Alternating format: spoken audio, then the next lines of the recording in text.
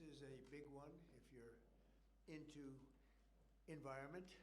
This is about as big as it gets, they tell me, and it's an honor to be here with a terrific person who's worked so hard on this and some other terrific people. Thank you very much. But I'm pleased to be joined today by EPA Administrator Lee Zeldin, who you all know, and to announce the single largest deregulatory action in American history. That's a big statement, in American history, and I think we can add the words "by far." Under the process just completed by the EPA, we are officially terminating the so-called endangerment finding, a disastrous Obama-era policy that severely damaged the American auto industry and massively drove up prices for American consumers. Prices went up incredibly for a worse product. This action will eliminate over $1.3 trillion of regulatory costs and help bring car prices tumbling down dramatically. You're going to get a better car. You're going to get a car that starts easier, a car that works better for a lot less money. In 2009, Barack Hussein Obama, his EPA designated fossil fuels such as oil, gas, and other things that actually make factories rock and roll and other things drive very nicely as a threat to health and human welfare, known as the endangerment finding. This determination had no basis, in fact, had none whatsoever, and it had no basis in law. On the contrary, over the generations, fossil fuels have saved millions of lives and lifted billions of people out of poverty and all over the world. And you see it with the blackouts all over where they don't use it, where they went to wind, intermittent wind, which is weak and ineffective and very, very costly, most costly energy there is. And people are dying because there was no air conditioning or there was no heating. Lots of other things, bad things happened. And yet this radical rule became the legal foundation for the Green New Scam, one of the greatest scams in history, probably as great, maybe even greater than Russia hoax, etc., which the Obama and Biden administration used to destroy countless jobs. And the jobs have been just decimated. Although they're all coming back because of tariffs, they're all coming back into our country at levels we've never seen before. But it raised prices and caused immense harm to the U.S. auto industry. We thought irreparable, but we've got them back. We're coming back now.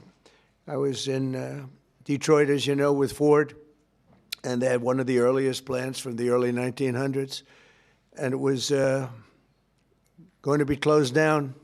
And then when I won, they said, let's keep it open for a little while. Let's see what happens. And they just announced, as you know, they're going 24 hours around the clock with that same plant that was going to be closed because of what we've done. For example, under the endangerment finding, they forced the hated start-stop feature onto American consumers, which unnecessarily shuts off a car's engine when you stop at a red light. In other words, the engine goes off. That's great. The endangerment finding was also used to impose the massive and really very expensive electric vehicle mandate, expensive in the sense that nobody wanted it. Everybody was going to be forced to buy an electric car in a very short period of time, even though you can't power the car because we would have had to spend $5 trillion on power stations. That's all dead, gone, over. These crippling restrictions were a major factor in driving up car prices to unprecedented levels, and the car that you were getting was not nearly as good. In 4 years under the Biden administration, the price of a new and used car rose more than 22%, all to facilitate the Green New Scam without achieving any meaningful impact on the environment, but making the car worse.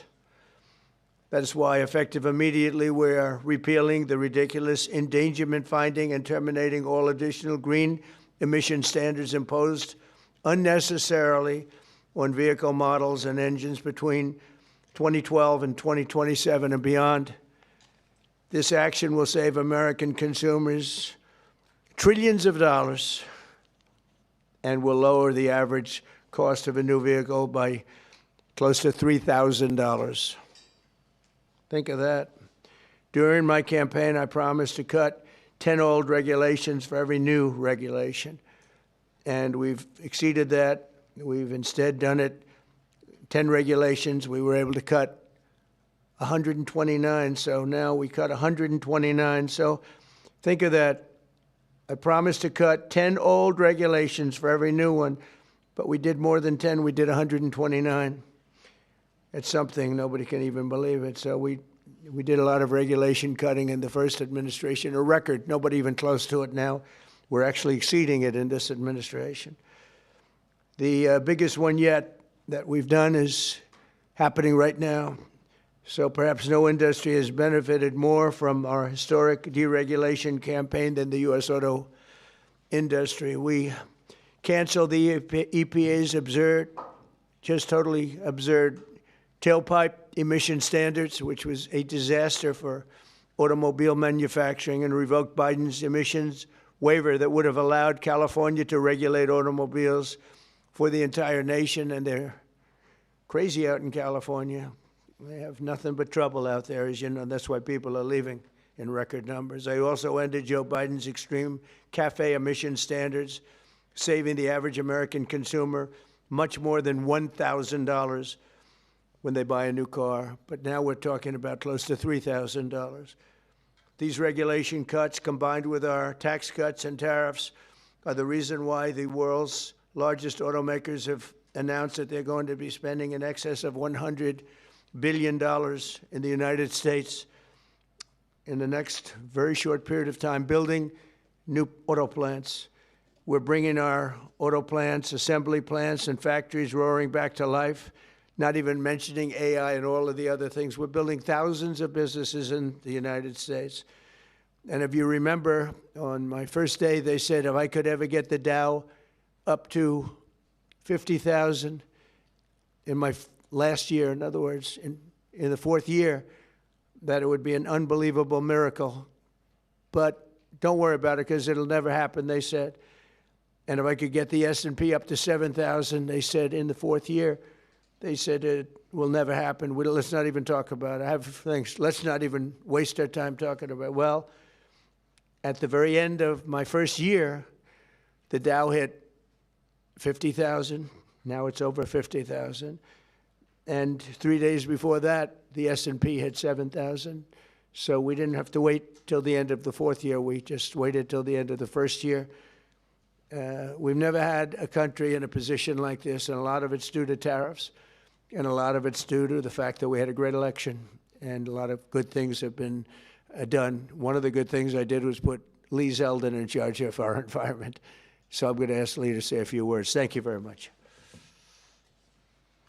Thanks, Lee. Thank you, Mr. President. This is a big deal. Under President Trump's leadership today, the Trump EPA has finalized the single largest act of deregulation in the history of the United States of America. Referred to by some as the holy grail of federal regulatory overreach, the 2009 Obama EPA endangerment finding is now eliminated.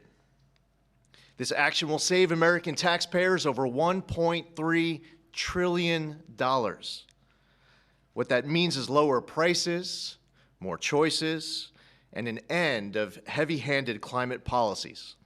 With today's announcement, American families will save over $2,400 for a new vehicle. 16 years ago, an ideological crusade within the Obama administration set off the most costly regulatory power grab our country has ever experienced. The 2009 Obama EPA endangerment finding led to trillions of dollars in regulations that strangled entire sectors of the United States economy, including the American auto industry.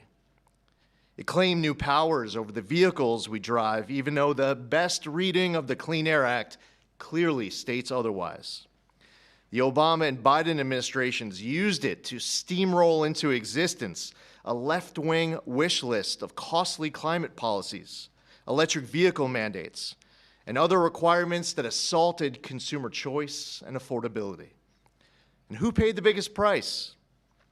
Hardworking families, small businesses, millions of Americans who just want a reliable, affordable car to get to work, take their kids to school, or go to church on Sunday. The endangerment finding and the regulations that were based on it didn't just regulate emissions. It regulated and targeted the American dream. And now the endangerment finding is hereby eliminated, as well as all greenhouse gas emission standards that followed. The red tape has been cut. Manufacturers will no longer be burdened by measuring, compiling, or reporting greenhouse gas emissions for vehicles and engines. And the forced transition to electric vehicles is eliminated. No longer will automakers be pressured to shift their fleets towards electric vehicles, vehicles that are still sitting unsold on dealer lots all across America. And as a cherry on top, we are ending the federal government's push to get manufacturers to install that Obama switch, the almost universally despised start-stop feature. There will be no more climate participation trophies awarded to manufacturers for making Americans' cars die at every red light and stop sign. It's over, done, finished. Under President Trump's leadership, vehicle manufacturers can once again build what Americans want, not what politicians and bureaucrats in Washington demand.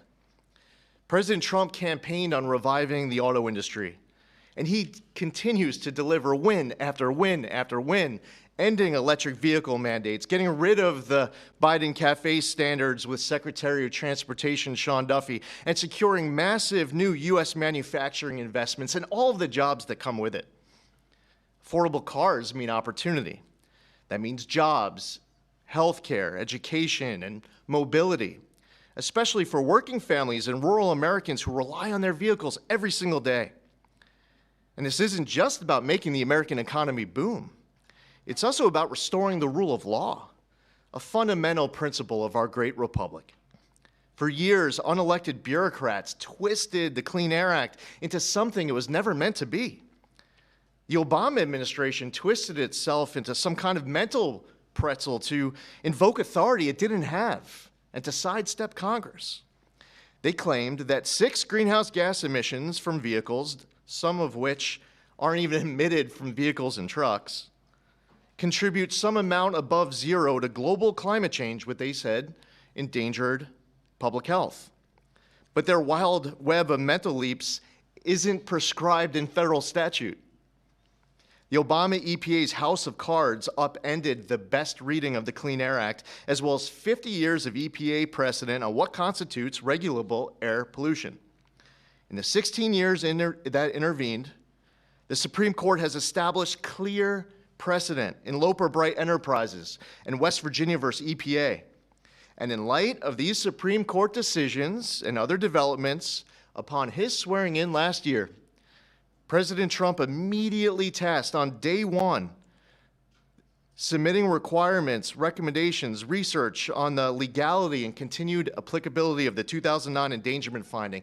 And at Trump's speed, he wanted that research and recommendation turned around instantly. We looked at the Clean Air Act. We looked at what the highest court in the land had said, and we used a very simple metric. If Congress didn't authorize it, EPA shouldn't be doing it. Congress never voted for these climate mandates inside of Section 202 of the Clean Air Act. If Congress wants EPA to regulate the heck out of greenhouse gases emitted from motor vehicles, then Congress can clearly make that the law, which they haven't done for good reason. Today, we dismantle the tactics and legal gymnastics used by the Obama and Biden administrations to backdoor their ideological agendas on the American people. Following the plain language of the law, we have now realigned EPA's rulemaking to reflect the Clean Air Act exactly as it is written and as Congress intended, not as others might wish it to be. Where our predecessors focused on trying to make and please a few fear-mongering climate alarmists, the Trump EPA is making decisions to benefit all Americans based on common sense and reality. And the American people are tired of paying the price of political games. Last November, they voted for an administration that would listen to them. They told us that the price of a newer, safer vehicle was too high. They told us they didn't want cars that shut off at every red light. They told us dealers were sitting on lots filled with electric vehicles that nobody wanted or were buying. The Trump EPA listened. We heard you and we acted. And today's action does not change regulations on traditional air pollutants and air toxics. This EPA is committed to providing clean air for all Americans. Powering the Great American Comeback is based on the singular focus of providing clean air, land, and water for all Americans while harnessing the greatness of the American economy. That's a big difference from our predecessor. We believe that we can and must choose both. If you want an electric vehicle, buy one. If you want a diesel truck, then buy that. If you want a gas-powered vehicle or a hybrid, well, more power to you. That's what freedom and choice look like. We're restoring the rule of law, we're grounding policy in reality, we're giving power back to the American people. And we're bringing back the American dream stronger than ever before. EPA will never waver on its core mission of protecting human health and the environment, and this administration knows we can do that while ushering in the golden age of America. To recap, the 2009 Obama EPA endangerment finding and all greenhouse gas emission standards on light, medium, and heavy-duty vehicles that followed is eliminated. American families now will save over $2,400 for a new vehicle. Today, the single largest act of deregulation in the history of the United States, over $1.3 trillion, the elimination of the endangerment finding is signed, sealed, and delivered. Thank you, Lee. That was long, but good. It was good. Maybe I should say great. It was great, and we appreciate it. Would you have anything to say, Russ? Please. Thank you, Mr. President. Literally no other president would have done this to get at the foundations of the Green New Deal, so tremendously excited that we are where we are today. Great work by Lee. I'm a little worried that this next year will be, EPA alone will be dereg east by the number of things that are going to come out of EPA. So great work to the team.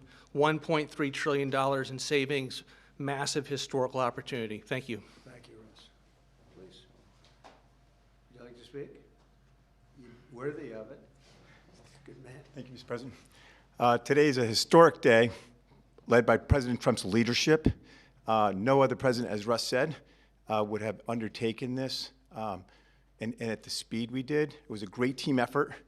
This is the model of the Trump administration, everyone working together, mission aligned. And Lee is also working on cleaning up the horrible situation with regard to farm equipment. You could use John Deere as an example and other companies where tractors are unbelievably expensive and don't work as well because of all of the environmental nonsense that was put on them.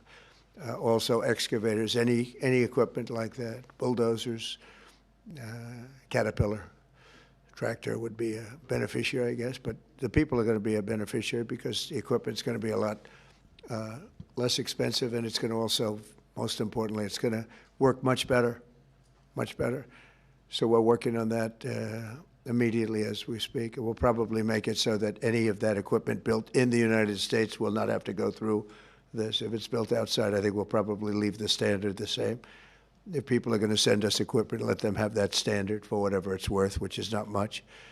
And I think that's a very big announcement, too, and we're going to see if we can get that done very quickly so that all of that equipment that we have made, including lawnmowers, et cetera, you won't have to go to the finest schools in the world in order to figure out how to operate it. Okay? So any questions, please? President Trump, thank you for this. And after this much applauded move to roll back the former EPA's endangerment finding, what additional steps do you plan on taking to scale back what many are calling climate industry scams? Specifically, and Secretary Zeldin knows about these wind turbines they're trying to bring to New York. Judges allowing them to be rebuilt right near your hometown in Jamaica, Queens. They're being called a national security threat for air traffic coming into the airport. What could you do to make sure these things Well, don't we're destroy trying to the make sure it environment? doesn't happen, and basically stopped all windmills in this country. It's the most expensive energy you can get. They're all made in China, a little bit in Germany, but mostly in China. And we're putting them all over our fields and ruining the fields and killing the birds and all of this. And the environmentalists say they like them, but they really are a tremendous eyesore. They've ruined. Europe has gone, as you know, Europe isn't even recognizable anymore between immigration and because of, environmental things like the windmills, which are taking over. The people hate them. The energy is by far the most expensive. And we're fighting very hard to make sure that they don't get built. I hope we don't have one built during my administration. We inherited some contracts where they've gone down the line a little bit. We're trying to terminate them for a lot of different reasons. One of the reasons, as you had mentioned, it's endangerment for the military. It's also endangerment for airliners. So we're trying to take care of those situations now. They should have never been allowed in the first place. Yeah, please. Mr. President, thank you so much for taking Sure. questions. What do you tell Americans who are concerned that the $1.3 trillion in savings does come at a cost to public health and the environment based on Yeah, science? I tell them, don't worry about it because it has nothing to do with public health. This was all a scam, a giant scam. This was a ripoff of the country by Obama and Biden. And let's say Obama started it and got it rolling. And a terrible ripoff. They'll have more money to spend for health care, if you look at it. Now they can go out and spend it on something that's meaningful. And nobody's doing more for health care than the Republican Party. And that starts with the fact that prescription drugs are going to be coming down at numbers that nobody's ever seen before. They're falling. We were paying the highest prices in the world by far, sometimes by 10 times more than other countries. Now we're going to be paying whatever the lowest price is anywhere in the world. We're going to be paying that. It's called favored nations, most favored nations. And I think it's the biggest thing to happen in this world, the world of medicine, prescription drugs, ever. There's never been anything like it. If like in my third year, first term, I actually got prices down 1/4 or 1/8%, and I was so proud of myself because they were like that for years and years. And since under Biden, they went up very, very substantially. And now they're coming down by, depending on, you could say 500, 600, 700%, depending on the way you want to, or you could say 80%. It doesn't matter. They're coming down by numbers that nobody ever thought possible. I got it all done, and I got it all approved, and all of the countries all over the world are going to pay more. They've agreed to pay more because of tariffs. I said, if you don't do it, we're going to have to tariff you, and they've all agreed to do it. Otherwise, they would have never done it. That was why no president has ever been able to get it done. Please. Yeah, Mr. President, you took more than 600 deregulatory actions in your first year here. Coming from the business world, you know how unnecessary red tape can hinder business expansion, investment expansion. Given the magnitude of this announcement here today and the deregulatory action you took in your first year, how much economic growth can we expect to see as your term progresses? It's a great question. I think that it'll be enormous. Who knows really what the number is, but I can tell you in terms of economic growth, we have $18 trillion being invested in this country right now, the most ever of any country by far, not even close. Think of it, no matter where, not just here. $18 trillion is coming in, and that money is being spent right now as we speak in new plants and equipments. And you may have heard Lee mention, I mentioned also, that over $100 billion is going to be spent in this very short period of time just by foreign auto companies on building auto plants in the United States. The greatest thing that ever happened to the United Auto Workers. The head man was not been nice to me, but now I understand he's saying this is the greatest auto president in history. But the auto workers gave me their vote, and they knew what I was doing, and they know what needed to be done.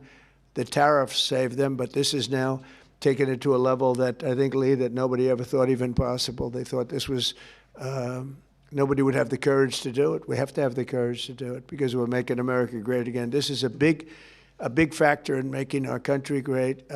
If you look at some of these cars, they didn't even work. They had computers all over the place trying to save a half an ounce of fuel. We have fuel for the next 500 to 1,000 years under our feet, and they're trying like hell to save a half an ounce of fuel. The whole thing is just crazy. Please, go ahead, please. Mr. President, is climate cooperation with China no longer in America's interest? And could you please confirm that you are going to visit China the first week of April? Yeah, I'll be What would you visiting like to- President Xi in April. Look forward to it. He's coming here later in the year, and I look very much forward to it. No, our relationship with China is very good right now, and this is, not relevant too much having to do with China, what we're announcing today. But no, my relationship with President Xi is very good. Yes. Mr. President, following your meeting with Prime Minister Netanyahu yesterday, has your thinking changed at all as it relates to these negotiations with Iran No, we have or to the make a deal. timeline with Iran? We have to make a deal, otherwise it's going to be very traumatic. Very traumatic. I don't want that to happen, but we have to make a deal.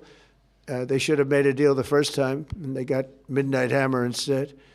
And this will be very traumatic for Iran if they don't make a deal. Look, if they don't make a deal, then it'll be a different story. But we had a very good meeting yesterday with Bibi Netanyahu, and he understands, but it's ultimately up to me. If the deal isn't a very fair deal and a very good deal with Iran, then it's going to be, I think, a very difficult time for them in the back.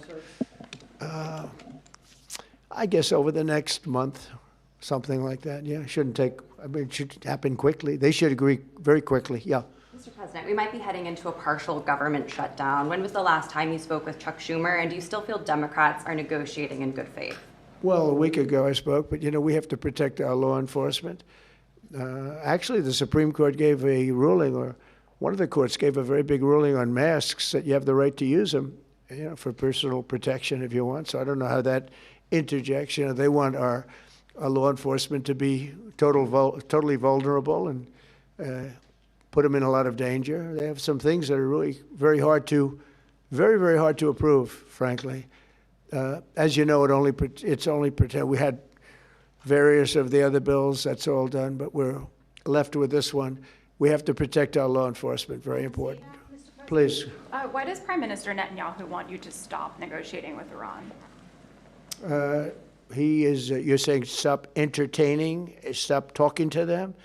Didn't say that, we didn't discuss that. I'll talk to them as long as I like, and we'll see if we can get a deal with them. And if we can't, we'll have to go to phase two. Phase two will be very tough for them. I'm not looking for that.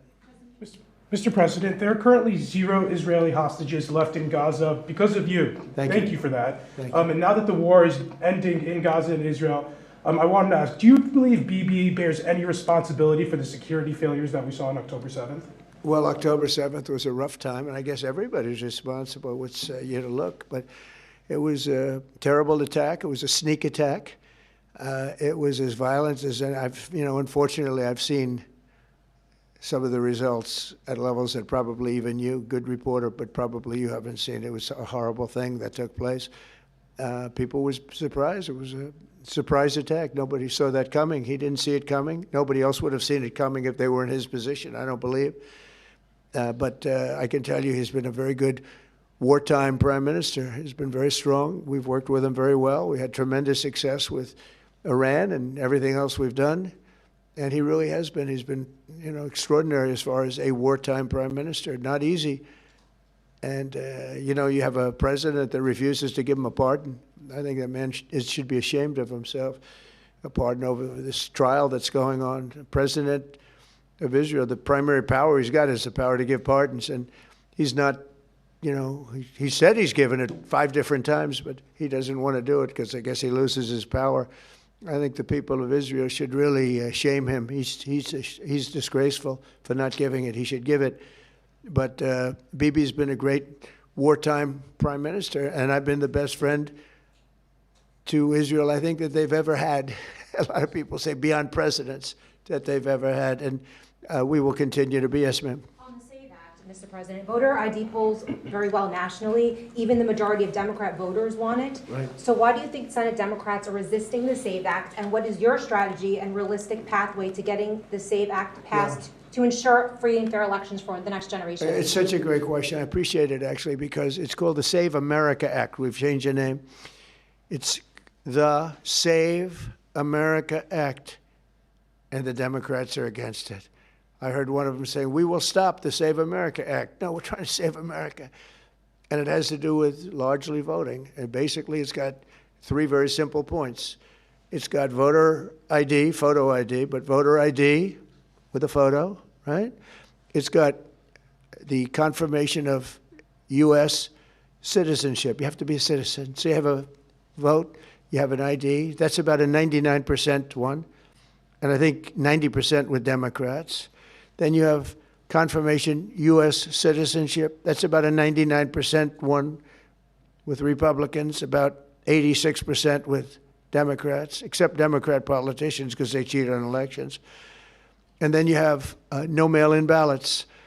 And there would be no mail-in ballots, very important. You know, we're the only country in the world that does a system like we do. We're the only country in the world that has mail-in ballots. The way we do this is unbelievable. It guarantees cheating. So it's no mail-in ballots with the exception of disability, illness, military, or if you're traveling, you can get an exemption. You know, if you happen to be out of the country for a good reason, you can have an exemption. So with exceptions, it's no mail-in ballots, and that will assure the security of our crooked elections. We have crooked elections, yeah. Mr. President, have you fired or disciplined that staffer who posted the video from your account that included the Obamas? No, I haven't. That was a video on, as you know, voter fraud, and fairly long video, and they had a little piece and had to do with the Lion King. It's been very well, it's been shown all over the place long before that was posted. But that was a very strong, and I'm sure you saw it, a very strong piece on voter fraud. And the piece that you're talking about was all over the place many times, I believe for years. Yeah, please. Were you aware that Secretary of Commerce visited Epstein's Island, and do you continue to have No, I wasn't aware of it. No, I didn't. I actually haven't spoken to him about it. I wasn't. But from what I hear, he was there with his wife and children. And I guess in some cases, some people were. I wasn't. I was never there. Somebody will someday say that. I was never there. Yeah, please. This announcement that you made today, Mr. President, comes on the heels of a January jobs report that smashed industry expectations. Smashed all records. And a big feature of that was you reprivatizing the economy, an economy that was bloated with federal employment under the previous president. What's your message to Americans following this jobs report that smashed industry expectations? Is this just a sign that the best is yet to come? Thank you. The jobs report's amazing in certain ways because we have tremendously fewer federal employees, way down. And now I could have left them and added to what we did, and we would have had almost 100% employment. I could have gotten a great kick out of the fact that we're 100% employed. But we got rid of tremendous numbers of federal workers, and they hated me for it. Now they love me because most of them have gotten jobs in the private sector for 2 and 3 times more money than they were being paid by the federal government. We had some jobs where you had 10 workers for one job. 10 workers for a job that one person should be doing. And we've gotten rid of a lot of those jobs. And by getting rid of them, these people became available to work in the private sector. And as you know, the numbers are incredible. So the job numbers are incredible. The financial numbers are beyond belief. Again, they thought it couldn't be done in 4 years, and I did it in 1 year. And the numbers you're going to see is these, I don't know if you notice also construction numbers, the jobs for construction workers. You know why? Because they're building plants all over the United States, that's why. And when these plants open in a year from now, some sooner, some a little bit later, but when these auto plants, AI plants, and thousands of other types of plants, when they open over the next period of a year, year and a half, you're going to see numbers like we've never seen before in this country. Thank you very much, everybody. Thank you. Thank you. Thank you, Mr. President.